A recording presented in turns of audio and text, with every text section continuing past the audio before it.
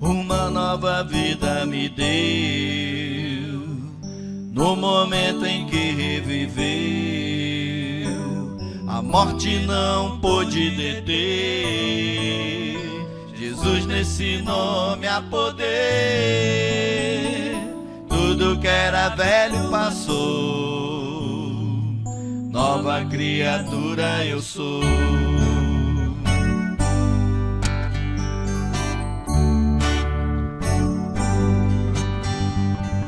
Uma nova vida me deu no momento em que reviveu. A morte não pôde deter Jesus, nesse nome há poder. Tudo que era velho passou, nova criatura eu sou. Me quebrou como um vaso, me remodelou, me refez. A vida começou outra vez. Não sou eu quem vive, Jesus vive em mim. Eu quero amá-lo até o fim.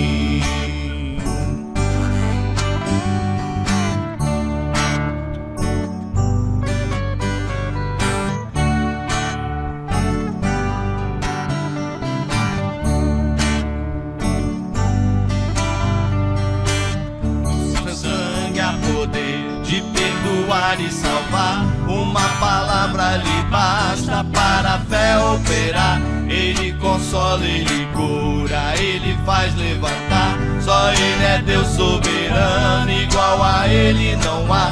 Me quebrou como um vaso, me remodelou, me refez. A vida começou outra vez. Não sou eu quem vive, Jesus vive em mim.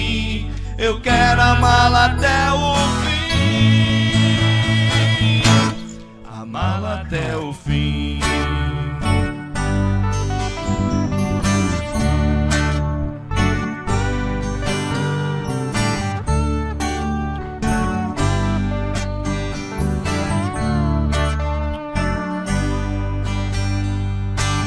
No seu sangue há poder de perdoar e salvar. Uma palavra lhe basta para a fé operar. Ele consola, ele cura, ele faz levantar. Só ele é Deus soberano, igual a ele não há. Me quebrou como um vaso, me remodelou, me refez.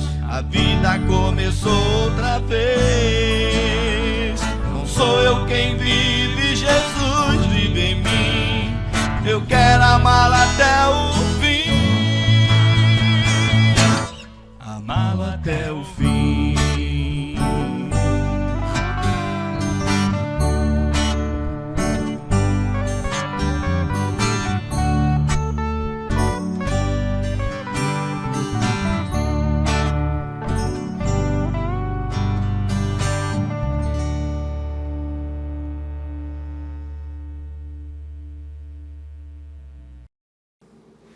Olá pessoal, tudo bem? Sejam todos muito bem-vindos, sejam todas muito bem-vindas a esse estudo bíblico da comunidade evangélica Cristo Redentor de Copacabana, no Rio de Janeiro, vinculada à IELB. Essa noite de quinta-feira, meu nome é Jorge Ruff, não estou muito perto do Rio de Janeiro, estou no Rio Grande do Sul. Moro no município de São Leopoldo, que é uma cidade da região metropolitana de Porto Alegre, mas eu e a minha esposa Jéssica, nós convivemos durante 7 anos, moramos durante 7 anos no Rio de Janeiro, e foi possível congregar lá na comunidade Cristo Redentor, que a gente tem um carinho enorme, tem uma saudade muito grande de todo o pessoal, né? Carregamos no fundo do nosso coração cada um de vocês. Aos domingos, quando a gente está em casa, né, a gente assiste o culto aqui à distância, né, pela transmissão. Então a gente mata um pouquinho a nossa saudade, né? A gente pode um pouquinho ficar em contato com os irmãos e as irmãs aí de Copacabana.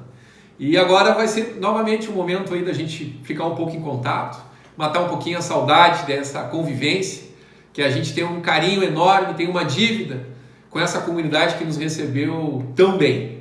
Então a gente deixa um acalorado abraço a todos os irmãos e as irmãs aí da comunidade Cristo Redentor de Copacabana, meu e da Jéssica, que estamos aqui no frio, aqui longe, aqui em São Leopoldo. Pessoal, o pastor Tardelli trouxe esse desafio para mim de conduzir hoje o estudo bíblico. O texto proposto, ele é de Gálatas 3, 11 a 29. Não é aqueles textos mais fáceis, né? Mais padrão, assim, que a gente está acostumado para ver. Ele é um texto um pouco mais complexo, mais difícil para alguém que não tem aí, né, essa habilidade teológica, essa capacitação. Então eu vou ousar aqui trazer alguns pensamentos, algumas reflexões, né?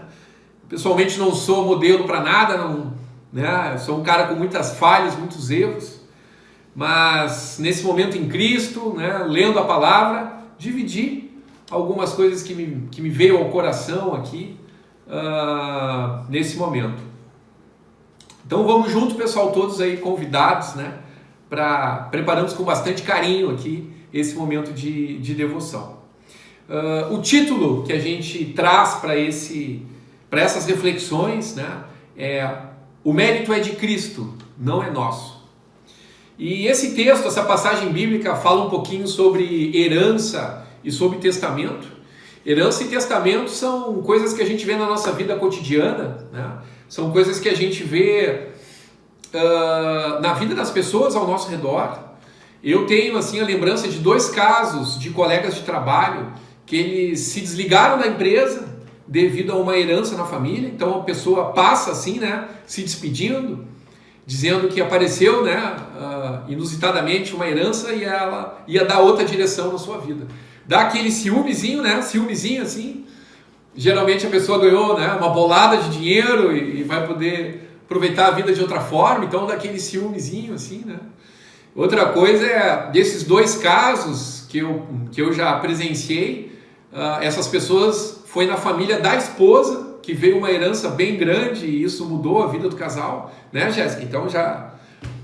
Mas brincadeiras à parte, a gente vê no dia a dia, né, isso acontecer de algum parente, alguma questão familiar, né, trazer à tona um testamento e trazer à tona uma herança que muda a trajetória da vida das pessoas, né, de alguma família, de uma pessoa ou de algumas pessoas.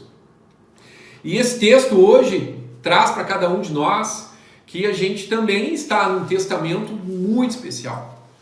E que inclusive essa herança a gente já começou a receber. Não é nenhuma pessoa, nenhum parente próximo que morreu, mas é uma pessoa muito, muito, muito especial. E ela nos deixou uma herança infinita. E o nosso nome está lá no testamento.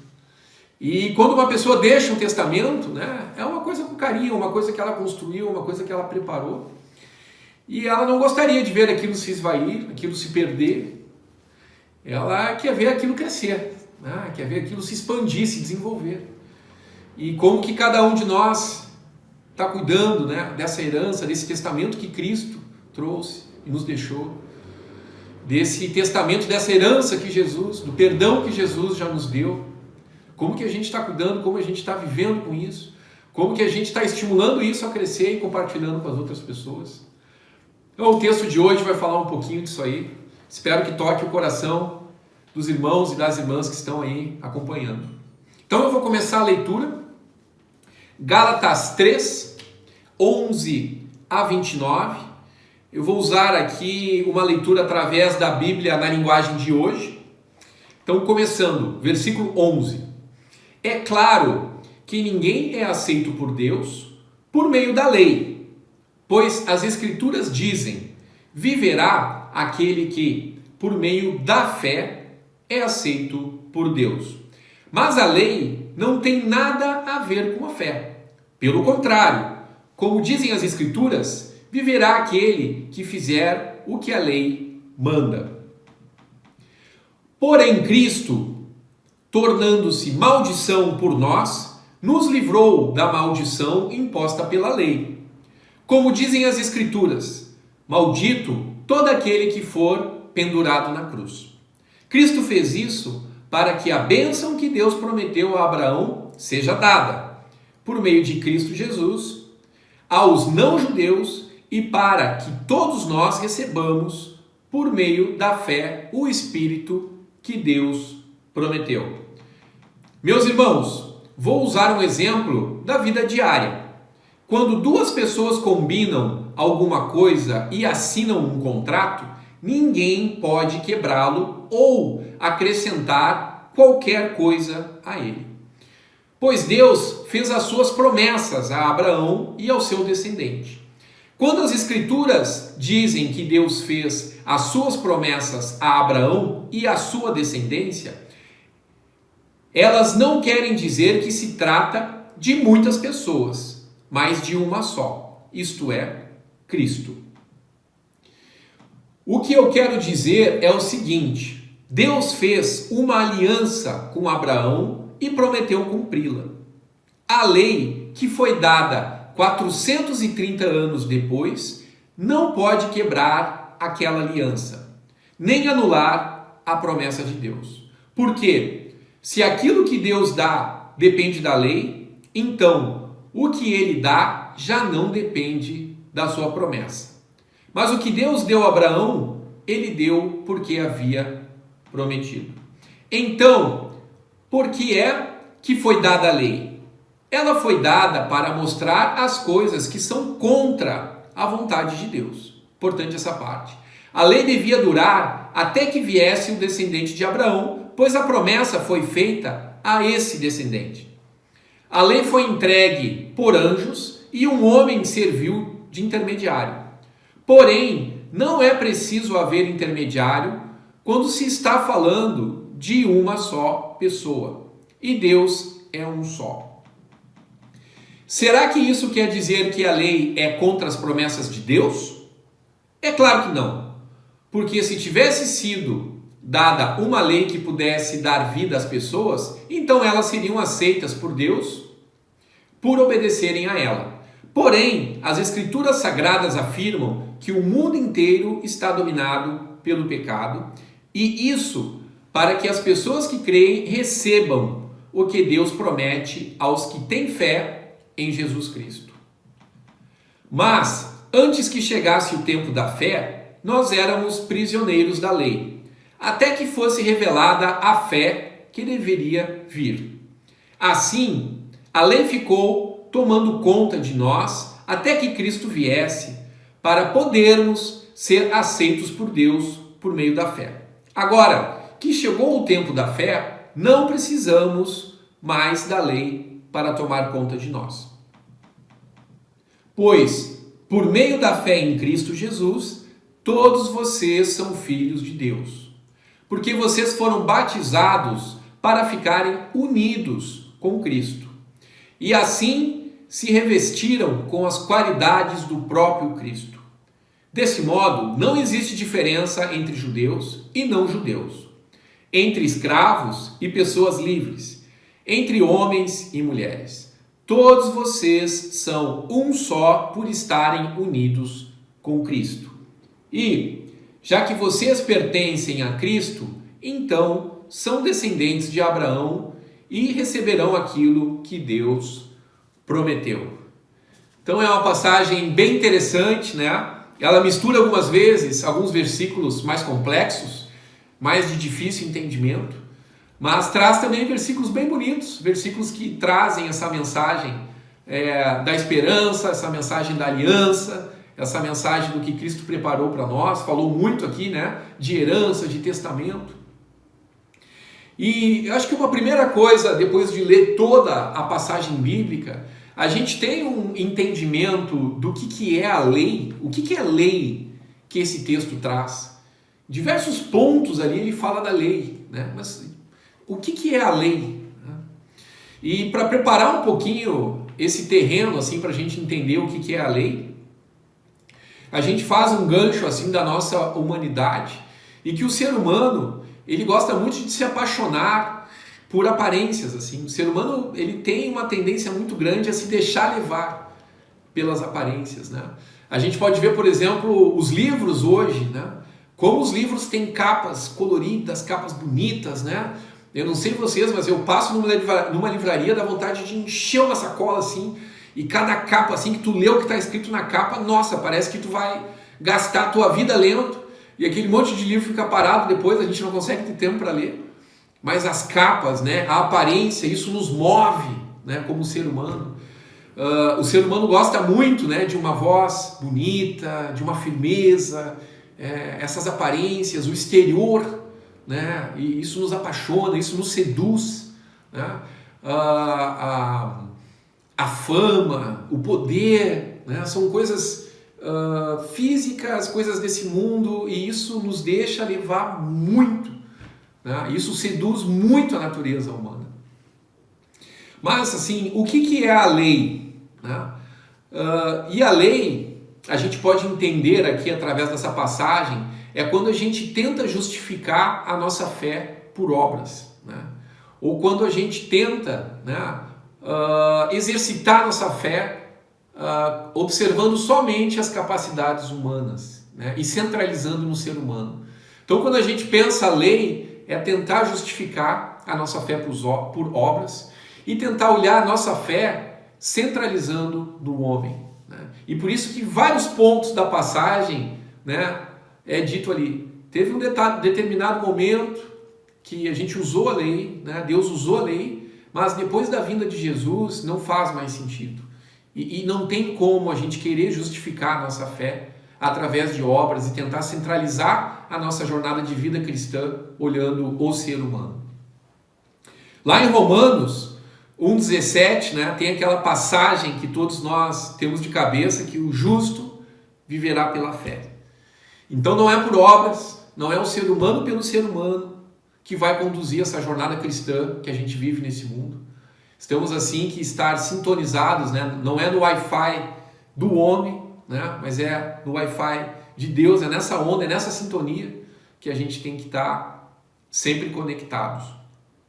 A lei não pode salvar ninguém, né? Somente a graça de Deus. Então a graça é a fé. O meio da graça é através da fé. Então que quando a gente pensa a lei, quando a gente for ler de novo, a gente sempre conectar assim que a lei, né, justificar a fé do homem por obras, centralizar a fé no homem, ela é sem sentido, ela é vã e ela se desfaz, né? A graça que a gente pode receber só vem de Deus e só vem através da fé que Ele nos escolheu. Uma próxima reflexão dessa passagem bíblica é no sentido de o que é viver pela fé. Quando a gente traz, né, essa pergunta, questionamento, o que é alguém que vive pela fé? O que é viver pela fé? E também para preparar esse terreno, a gente pode lembrar que o momento que nós nos tornamos cristãos foi algo físico que a gente comprou, que a gente adquiriu, né? É alguma coisa física que entrou na nossa vida ou é uma mudança de espírito? É uma mudança no coração? Então, quando nós comentamos assim, viver pela fé, né, a gente tem que desconectar dessas coisas terrenas, né, fugir completamente de justificação por obras e centralização no homem e saber que é fé e é graça, né, o que acontece. E isso que toca o nosso coração. O que é viver pela fé? A gente pode pensar e lembrar, né, de textos bíblicos, quando Abraão entregou seu filho tão amado, tão batalhado, né, que ele esperou que a esposa, né, passaram por tudo aquilo para chegar, e Deus pediu o sacrifício do filho, e Abraão foi entregar, né? Abraão teve fé para entregar o filho, né? Acho que uma outra passagem bíblica que mostra bastante isso é Jó, né? Quando Jó passou por todas aquelas chagas, né, todas aquelas dores, que certamente a mim, né, não sei se eu conseguiria carregar essa cruz, seria muito difícil, e ele persistiu, ele manteve a fé, ele manteve a postura, manteve o coração ligado a Deus, ligado. E é nesse tipo de situação que a gente consegue trazer exemplos de o que é viver pela fé. Certamente na sua família, né, você já viu, né, pessoas próximas a você, exemplos que a gente tem de hoje, pessoas vivendo pela fé. E viver pela fé, eu trago assim, é quando a gente sai dessa casca humana e deixa que o sopro celestial, né, consiga nos inspirar em termos de pensamento, em termos de atitude. Então viver pela fé é quando a gente quebra essa casca, né, quebra a casca humana e consegue se conectar com esse sopro celestial de vida. E também nesse sentido, né, o que é uma herança valiosa? Pensando naquilo que a gente falou lá no início do estudo bíblico, o ser humano ele é muito seduzido pelas aparências, né? Os livros com aquelas capas lindas, mas o conteúdo fraco, o conteúdo ruim. O que é uma herança valiosa? Milhões de dólares, barras de ouro, diamantes, né? Que Deus, né, traz para nós é que as coisas do mundo passam. E a gente tem que pensar em outro tipo de herança, outro tipo de testamento. E existem famílias muito pobres, pais muito pobres, que deixam fortunas de virtude cristã para sua família, né, para sua comunidade, para sua empresa, para sua cidade, todas as pessoas que estão ao seu entorno. Então, assim, herança e testamento não é só valioso aquilo que a gente deixa físico para as pessoas, mas é aquilo que a gente marca no coração.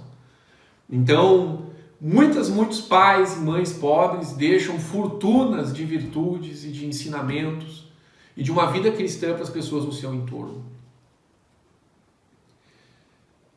Quando alguém deixa uma herança, né, que Cristo deixou para nós, né, deixou por nós, escreveu o nosso nome naquele testamento, ele tinha uma expectativa da gente cuidar disso com carinho. Pô, Jorge, mas a minha vida é cheia de problemas, eu estou com um problema no trabalho, eu tenho problema no emprego, eu tenho problema em casa, problema de saúde. Né? O pastor Tadelli muitas e muitas vezes trabalhou isso com a gente, me marcou muito, né, que a vida do ser humano aqui na Terra não vai ser fácil, vai ser de tristeza, vai ser de dificuldades. Né? A gente não pode se enganar de achar que aquela doutrina da prosperidade infinita, que isso não existe. Né? É os pés no chão, mas o coração firme ligado a Deus. Então que certamente cada um de nós tem muitas bênçãos a agradecer. Pode ser que a gente esteja passando por uma provação e por um momento difícil que todos nós passamos, todos nós vamos passar. Mas olhando para trás, acredito que muitas bênçãos existem. De cuidado com a sua família, de cuidado com seus filhos, né? De bênçãos no seu trabalho, coisas que aconteceram. Né? E certamente também a bênção de dar força para tentar atravessar esse terreno hostil que tu possa estar tendo na tua vida, de questão de trabalho, questão da família, questão de saúde, que cada um de nós, não acho que exista pessoa com vida perfeita, cada um de nós carrega algum problema, mas que sabendo do nosso nome escrito nesse testamento e sabendo dessa herança, desse perdão que a gente já recebeu, né, a gente acalmar o coração, a gente tranquilizar, né, a nossa jornada, né, que no além, né, naquele passo, uma coisa muito especial está nos esperando. E o que a gente constrói, né, essa batalha cristã não são castelos físicos, né, mas a gente constrói e trava uma batalha espiritual. E tenta construir e entregar fortunas, né, de vida cristã, de exemplo cristão para as pessoas no nosso entorno. Então que a gente receba esse testamento, receba essa herança, mas que a gente cuide dela, né? Cuide com carinho. Não adianta ser cristão só no domingo de manhã na igreja e esquecer a semana inteira. Né?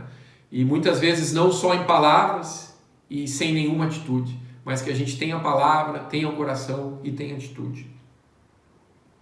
E pergunto, né, para cada um, né, nesse momento de reflexão, como que está o testamento que você está escrevendo?